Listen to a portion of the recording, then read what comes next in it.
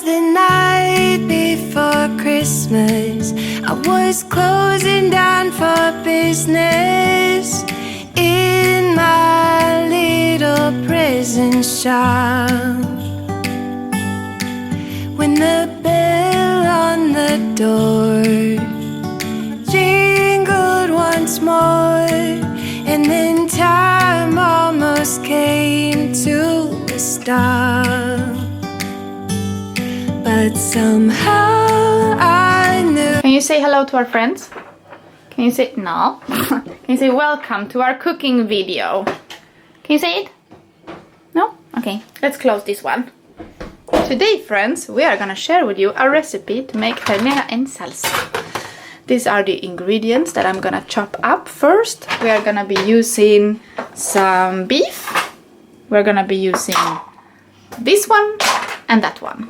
And I'm gonna share with you how I do my delicious ternera en salsa. So first we're gonna brown these ones in here, later transferring to here, adding our vegetables and stock and salt, pepper, let's see what more, some wine, and it's gonna be delicious. And I'm gonna serve it with rice or potato. I haven't decided yet, but I'm gonna share every step of the way. So first, browning these ones and cutting all of the vegetables.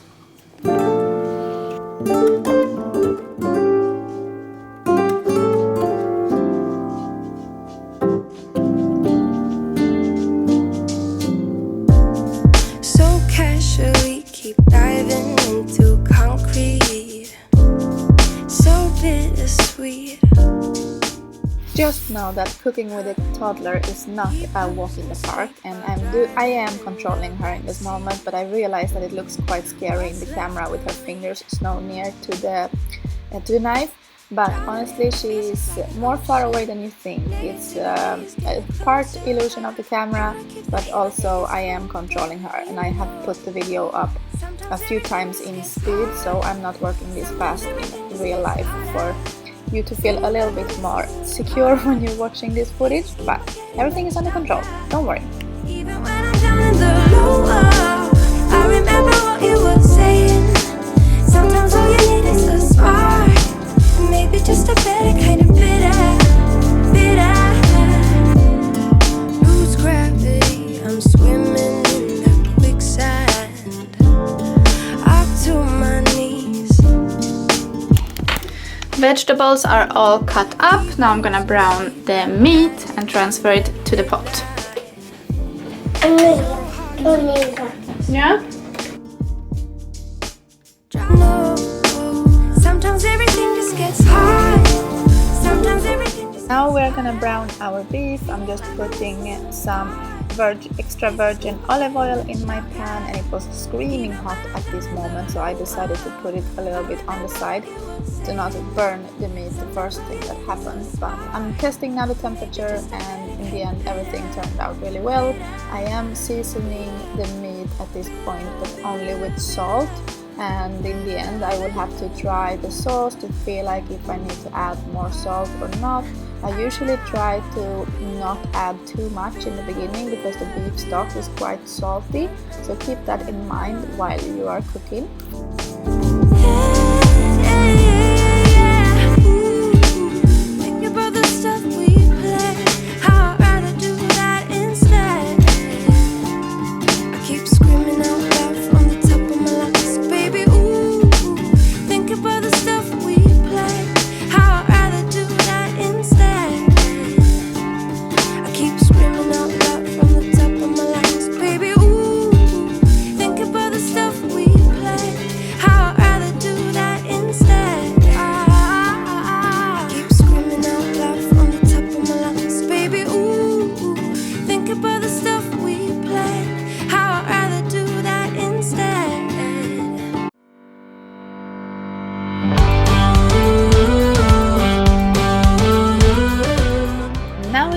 To transfer our beef to the other pot. I'm moving it one by one, but only to show you guys what the meat looks like. Normally I just pour everything in at one go, but I wanted you to see, as I said, how everything was looking like. I'm also holding my camera at this point, so it's quite it's quite complicated, this way of cooking.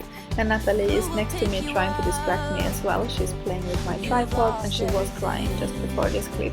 So you can imagine my stress. Now I'm putting in a cube of beef stock. I'm gonna add my carrots and the rest of my vegetables, and then I'm gonna let it simmer for a while.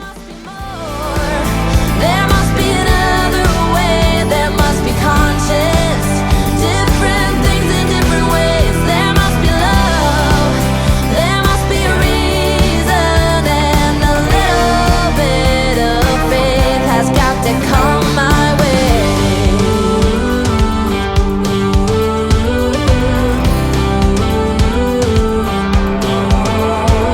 I was just a little girl when my mama used to say, I'm also adding some black pepper to the sauce. ooh, happiness requires work every day. Oh, and if that someone makes you smile and leaves you with a scar. I'm also adding some dry herbs. This is a provencal mixture. I'm sure that you can find something similar in your shops. There must be more, there must be another way, there must be conscious, different things in different ways. There must be love, there must be a reason, and a little bit of faith has got to come my way.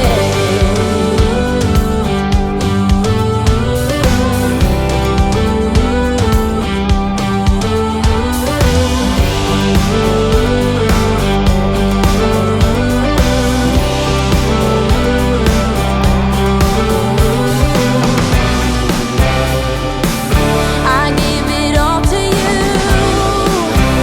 for too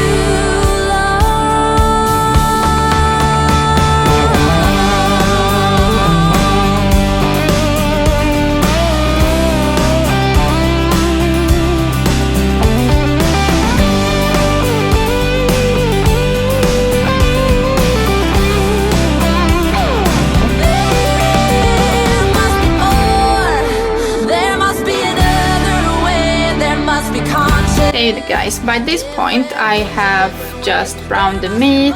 I did make kind of like a roux, or not really, but I did put white wine in the leftovers in the pan to get some of the extra meat flavors out, and I added it to my dish.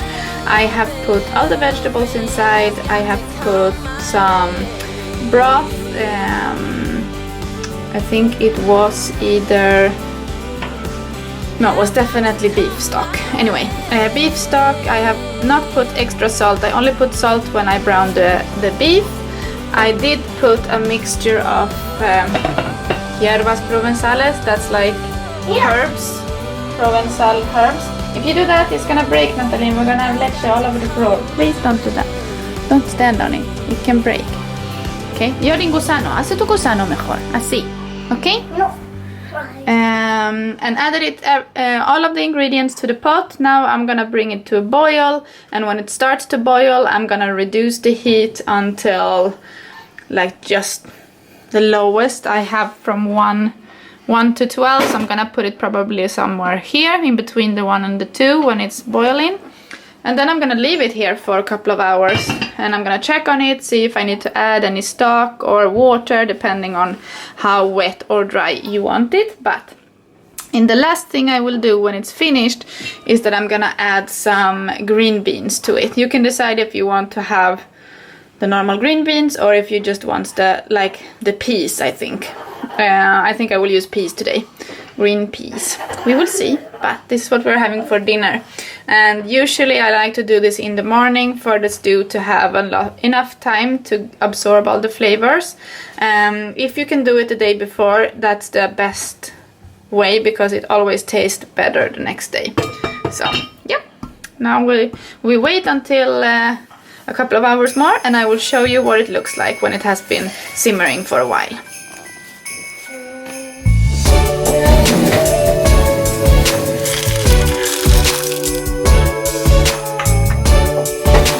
This is the final result, you guys. Now I have added all my ingredients. It had been simmering all day and I have been leaving it in the pot as well. But this is gonna be so delicious served over rice. I'm currently putting Natalie's plate, but so good.